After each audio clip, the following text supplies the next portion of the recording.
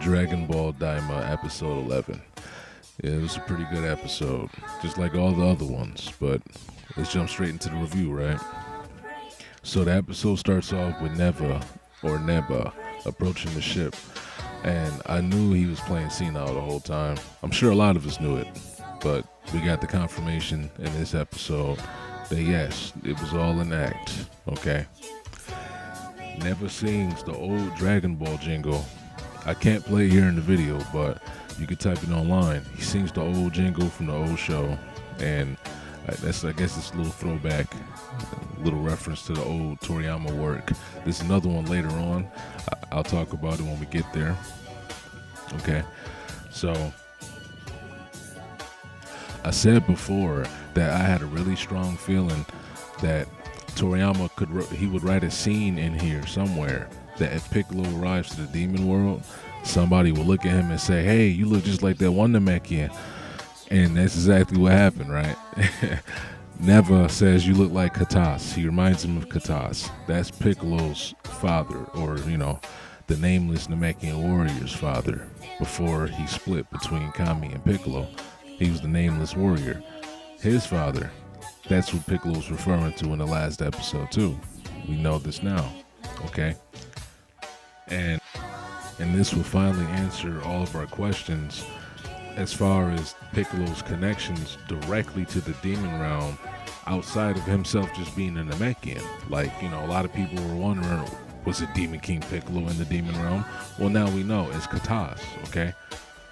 Piccolo, I noticed he didn't have the same strong connection that he did on this planet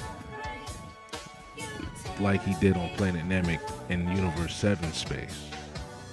Planet Namek in Universe 7 space, he had a way stronger connection due to it not being the one he was born on, I guess.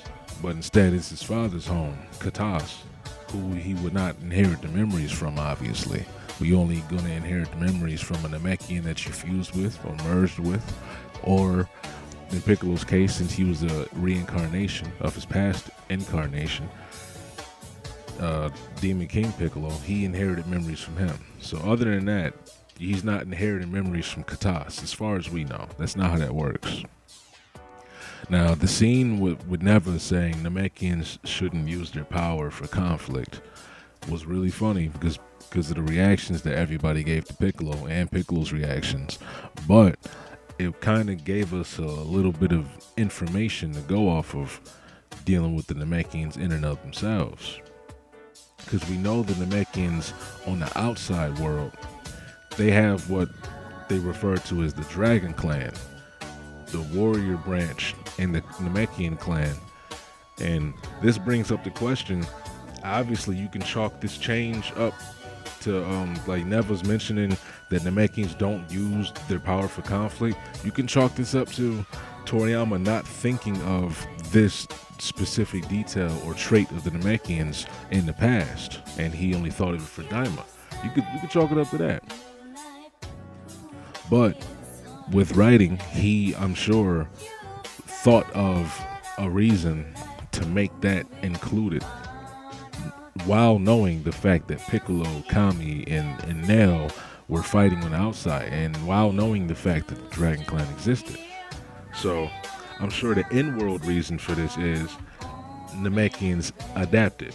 They created the warrior clans to protect themselves and to prevent past tragedies that happen in the demon realm, i.e. Majin Duu, things like that, i.e. people trying to use the Dragon Balls for evil, okay? I guess maybe not everybody can make Tamagamis, so they trained warriors, and the warriors were on the planet also guarding certain people, right? But that's my train of thought with it. I think they decided and created the warrior clans, and they decided they would train themselves to fight, and they would only use this power if threats approach them, so they can have the ability to defend themselves, just in case. But at the same time, without being the people who would just use that power against other people willy-nilly, just for no reason. It's just reserved for self-defense, really. Okay, that's the type of people Toriyama is kind of painting them out to be. They're like a nomadic. I can't think of any other words, like, monks. They're like monks and shit. They live off the land like the Native Americans and shit. before people try to, we're not going to get down that path. But listen, like I said, people like Majin Buu, I think, is the reason for these people adapting in this way. They learned from the previous experience. Now, is Piccolo forgetting the Namekian language a retcon? Is it a retcon, or is it just a natural in-world development of his character?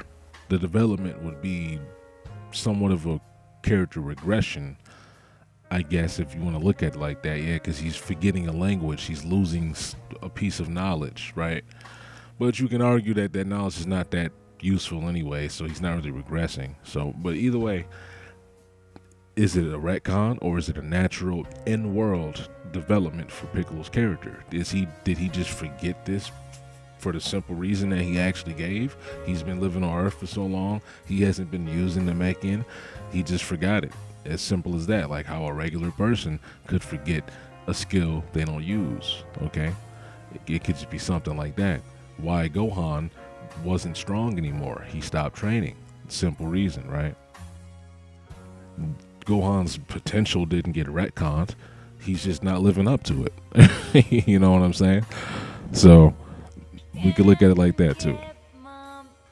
And Neva saying Piccolo's name was weird, maybe this is also a retcon, and the instrument themed name theme is something that Demon King Piccolo just did on his own, okay?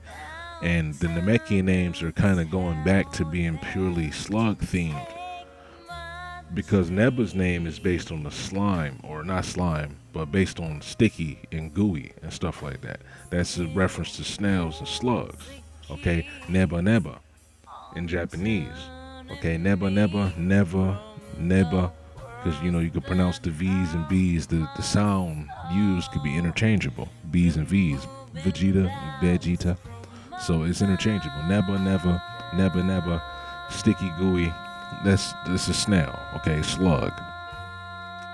I'm thinking Toriyama in his mindset, because you gotta think of it like this: Demon King Piccolo and Kami, those two green people, they were created in Dragon Ball before the idea of Namekians existed, okay? Before the word Namekian and the idea of Namekians were existed, that were a thing in the world, those two characters' designs were still slug inspired and based off of slugs, like demon slug people, evil demon slugs, alien demon slugs. When he created the Namekians, that theme didn't change. The rest of the Namekians looked the same as Kami and Piccolo. The only thing that he leaned more into or changed was now he can give the race of people a name pun. So the Namekian name pun, everybody has a snail or slug themed name pun. Lord Slug, like I just said earlier, Neba Neba, okay, gooey sticky. And we got other characters like Nail, okay? Nail, I think that's like the tip of the snail shell, or it's a part of the snail shell or something. I can't remember that right now, but the nail is a part of a snail shell, okay? Or maybe it was just based on the word nail, snail. It's just a pun on that, but I'm pretty sure nail is a part of the shell too, okay? And if you watch One Piece, you know Dende's name already, because they say it all the time when the Denden Mushi rings. If you know, you know. I think the thought process with Demon King Piccolo not using real Namekian names, real, quote unquote Namekian names, is because he wasn't raised in the Namekian ways truly. He wasn't in the demon realm, and he wasn't on that planet directly. So he chose a name for himself, and when he made his own name, that's the name he picked. Maybe he remembered some vague demon memories of some demon who, this nigga's name used to be violin or some shit. So he said, okay, I'm gonna go with that instrument themed name too. Or maybe in his mind it's not an instrument, but it just Piccolo sounds like it's a similar name since to violin and tambourine and all that other bullshit, right? So maybe that's where he went with that. And now that a real Namekian is talking to Piccolo, he can tell him, your name is weird, bro. That's not a Namekian name for real. What are you doing? That's an odd name, we all slugs and sticky and gooey and this and that. It sounds nasty, but that's what their name puns are. Hey, Majin Duu, the character everybody thought they were gonna hate. He's pretty damn likable. I say he's pretty likable. I like Majin Duu, okay? And he's talking about how responsible he is. And it's really funny. He's like a real proud character, and he clearly isn't just inherently evil. He's not pure evil, or probably not even evil at all, okay? He's a canvas that can be painted because he's a loyal and subservient little dude. Like, he's gonna, he's listening to everything that Anrisu is gonna tell him, okay? So I don't think he's really gonna be too much of a problem. They used the rest of the Majin Buu essence and one more, or the last, I should say, I was gonna say sesame seed. They used the last Cyberman seed, okay? And they put it deeper than the previous one, which is probably a slight foreshadowing, or maybe a really obvious foreshadowing of things going wrong. Other than the fact that Majin Duu, which is his name, Majin Duu, his eyes are red and black. I think that's another really big sign of him not being right in the head, okay? It's never in this episode, never stated that the Namekians, he's waiting on them to return. That's why he never left. It's not really clear if they're gonna come back. Do you think they will? It's never right. Is he just being hopeful? Do you think they really might come back, or is he just being a hopeful old man? And we found out again, because this is not the first time we've heard this piece of information about the Dragon Balls being a reward for Namekians who went through trials and whatnot, and did good jobs and shit like that. We heard about this for the first time in Dragon Ball Super, the Granola arc. If you read the manga, good on you, because you already knew this small piece of information that Toriyama he's already been adding extra little tidbits and little pieces of information into his lore, expanding the world and all that. So just the fact that this directly connects to Daima and is something in the Dragon Ball Super manga, that's even more of a piece of shit thrown in the face of the people who are complaining, saying Daima's not canon and this and that and Super's not canon. You don't know what you're talking about, bro. Toriyama's writing, he wrote everything in the past, and all the stuff he writes now might not completely be the exact same. It might be a lot of retcons, a lot of revisions and shit like that, retroactive continuity changes. But hey, there's no problem, bro. This is showing us that he's still thinking. He had a coherent idea of the type of direction he was going in when expanding the Dragon Ball world. He's obviously had these ideas in his head for a while. The same reason why the Super Majin Ramus looks similar to Zeno, and it all just fits together perfectly with the stuff he's established in the past. The very far past, the relatively far past, which is Dragon Ball Super, when he was establishing new pieces of the lore. And he didn't write the entirety of Super, but he established a lot of new lore here and there, left and right. But I'm digressing. Let's get back on this episode. So we're back on the spaceship, and Granola's flying now. Goku and Vegeta argue about who's going to fight Tamagami number 2. It's decided that Vegeta's gonna fight him because the Namekian Neva, he tells them, Goku asks, hey, can another person fight the Tamagami? He says yes, it doesn't matter as long as it's one-on-one. Okay, I think this is another slight foreshadowing, and I think this one's referring to the fact that two characters might fuse to fight the Tamagami, or at least Goku and Vegeta might take turns to fight one. Because I have a little deeper theory about the fusion thing, okay, and the Tamagamis. I think it's possible. I'll make a whole separate video about it. I'll mention it slightly right here. I think it's possible that we might see the Demon Realm Dragon Balls get collected twice, bro. We might see them get collected twice. I'm not gonna lie. They've been getting collected pretty fast. They all are right here. They might get collected twice, or at least attempted to get collected the second time. Okay? Something's gonna happen. I don't think it's all gonna just end right here. They might summon the dragon. I'm curious to see what he looks like, but something's gonna happen with that, right? So we go back to Majin Buu, and we see how happy he is with the idea of having a brother. Majin Duu is born, right? He's born in the same breath, same scene. That him, Majin Buu, Anrisu, and Marvel, they planted the seed. They stand back and run away. So we see when Duu is born, he's an idiot, but he also possesses possesses. He also possesses some level of knowledge. He also knows things already and doesn't seem as ignorant as Majin Buu was when he was around. And Majin Buu, mind you, he was already around for a long time, but he was still that as ignorant as he was, like a little dummy, just mindlessly listening to Bobbity and Bibbity, and he barely understood and had any common sense. He was learning. He was still able to learn. Like this one might be able to. He's gonna learn. He's gonna catch on quick because we already seen this one learn with a ki blast. Okay. Majin Duu's name was chosen by the witch Marva, the Majin witch. The demon magic user, and same as Majin Buu, and probably the same as Majin Buu. The naming scheme, I wonder about it because it's most likely the order of the alphabet: A, B, C, D. So B, C, D, Boo, Ku, Do. I think that might be the case, really. That might be it. I don't see anything else. I hear a lot of people saying, oh, Dooku is Dooku. They saying this is a Star Wars thing. Hey, it might be because everybody expects them to fuse. So hey, it might be a thing like that too. And if they fused, I couldn't imagine what the name would be outside of Dooku. But that feels obvious. So like, I could see them trying to flip it around and do something else. If they fused, they try to give them some other name. Kudu, for no reason, right? So we see Duu getting into action. He's immediately impatient. Okay, he's walking around. He immediately starts yelling, "I want chocolate!"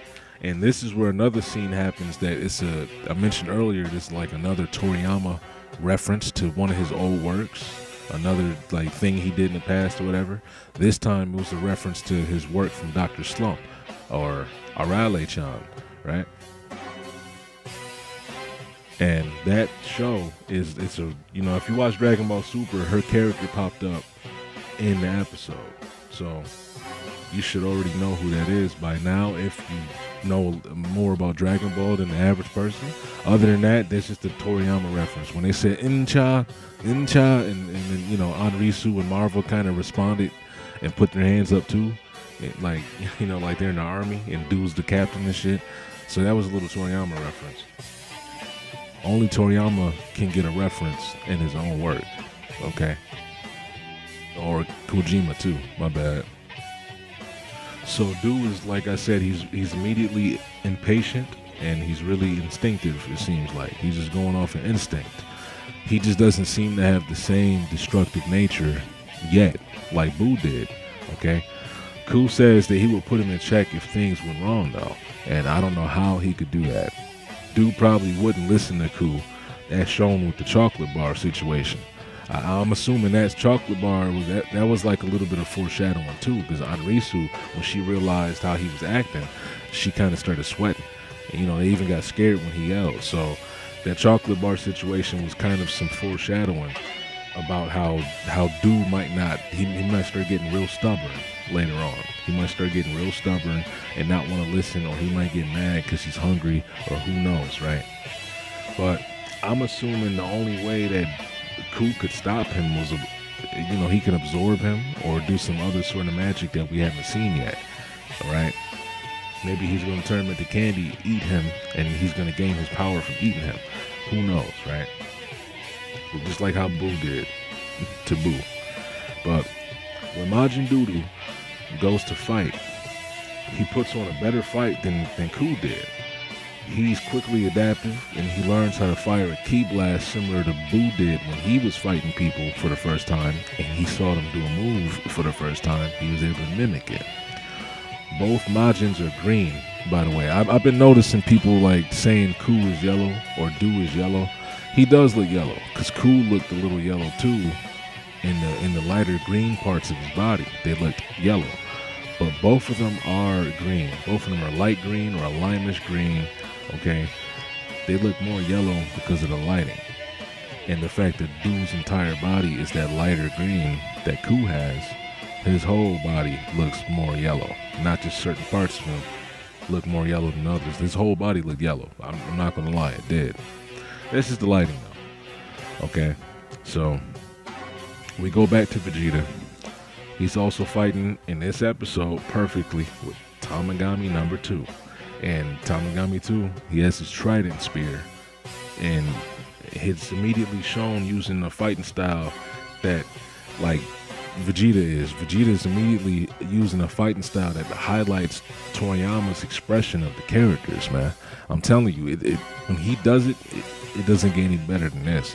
You can see the characters he created bleeding through this shit. They have their own fighting styles, the way they act, all of that. See, because Vegeta, he uses Ki Blast often in a fight. And this is highlighted in a work always that Toriyama is close to, because this is his character. This is how Vegeta fights. He remembers this thing. You know, I'm not saying anybody who works on Dragon Ball, they don't remember this, because it's often remembered. Like, they do this, you know. But it was just cool to see, man. Especially with a new type of character that's fighting that we're getting from Toriyama. And this Daima, this is the most martial arts, aesthetic-wise, and, like, you know, as far as trying to recapture the aspects of real martial arts that are alive in Dragon Ball, with how they fight and how niggas are parrying attacks and blocking blows and dodging and all that. It's all here, and I'm liking it. Okay, you can tell, like, this is really being highlighted by a work that was made closely to Toriyama's input in his hand, and it's nice. It's amazing. So the Kraken gets Vegeta because the Tamagami pushes him into its mouth when Vegeta gets, you know, recovers from being knocked down the first time into the water.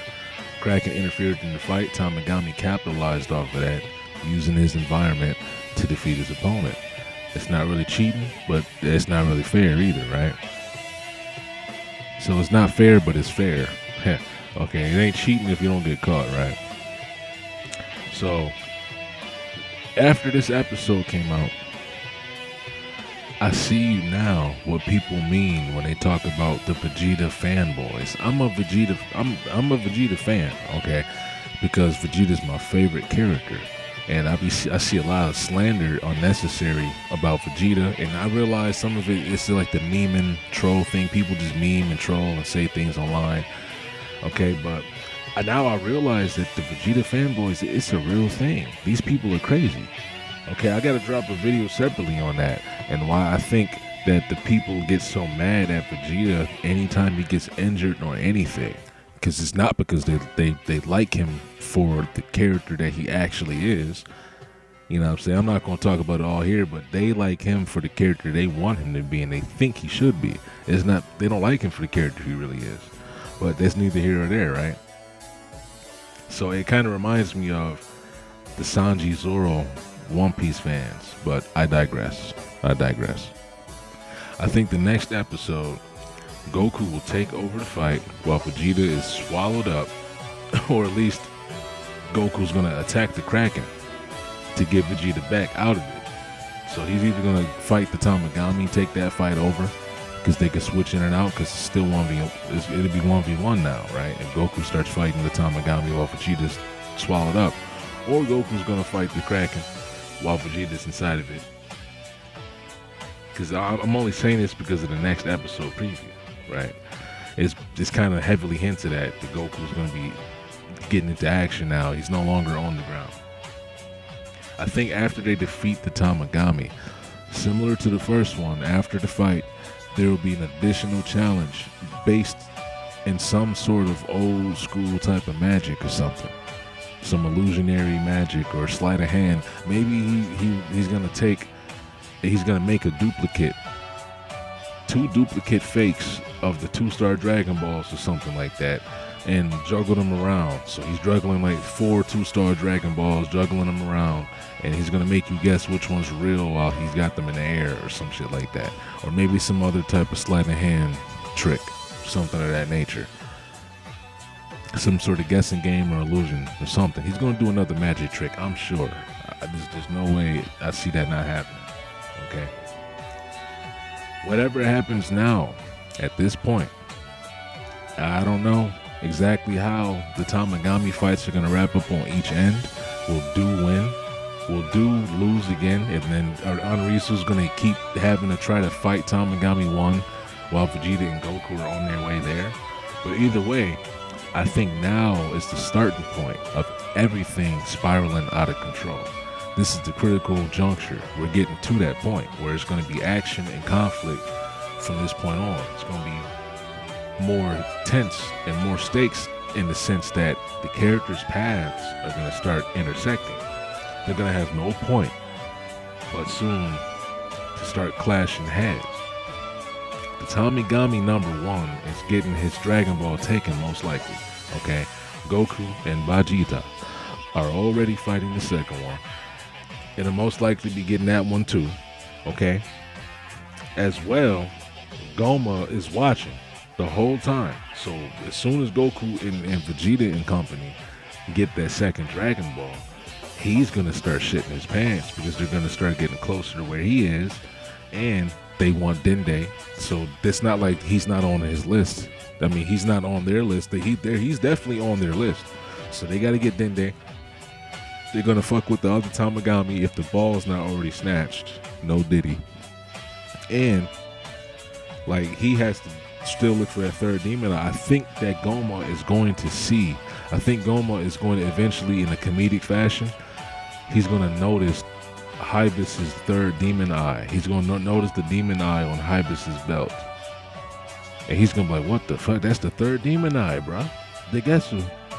That's the eye, bro. And they're gonna start wilding out, and he's gonna like. That's probably that face at the end of the preview. That's probably the face he's making. He's either making that face because he realized he had the third demon eye, or Vegeta just went Super Saiyan 3 and shit himself. Okay, it's one of the two. That's my prediction for that part right there. So something's gonna happen. Either Ku and Doo are gonna have to like get sent to attack Goku to get the other 2 Dragon Balls after they win against Tamagami 1. She's like, okay, you're strong enough. You know, something maybe after that. I mean, Goku and Vegeta, they definitely pop up into the first demon world. They're gonna arrive there. We see them there in the trailer. I mean, in the opening, in the red sky and all that. So who knows? Like, it's a lot of stuff going on. Either way, this is all coming to a climax. The conflict's going to ensue naturally, okay? And all these characters are coming to this critical juncture where their paths and their goals and all that shit's going to start to align and intersect. It's already been slowly doing that because they've all already been wanting the same thing. It's all already been set up to get there. But now it's getting closer and closer to that critical juncture, like I said, okay? Even if Ku and Doo-Doo, if Cuckoo and Doo-Doo, if they don't go, I feel like something else will be developing at the same time, because at this point right now, no characters will be sitting still. Anrisu sat still. She now has an active Doo-Doo, and this nigga is crazy. Okay, he's crazy. So after he fights Tamagami 1, he's not going to be just sitting there chilling. He's not going to be just like, he's going to want to do something else, bro. He's going to be hungry. He's going to want to do something. Will he go to sleep? Will he go to sleep like Boo, and he's going to be inactive for the rest of the fight? And then Ku has to try to fight on his own. Will he absorb Doo? Will he fuse with Doo while Doo is asleep? Because Doo's like, nah, I don't want to fight. I don't feel like fighting. Nah. Have Ku do it. Is he gonna be stubborn like that? Like, is he not gonna be destructive and evil, but he's gonna be like a lazy asshole who doesn't want to fight when they ask him to? And shit like that. I don't know. It's gonna be crazy, bro. I don't know. I'm ranting at this point. I feel like I'm just talking. So yeah, maybe the fat one gets angry and rages out. Who knows? You know, that's like the course of things usually. You know. But hey, I think this video went on long enough. It's not gonna be 30 minutes though. I bet. Hey, it's getting close, but hey, watch this.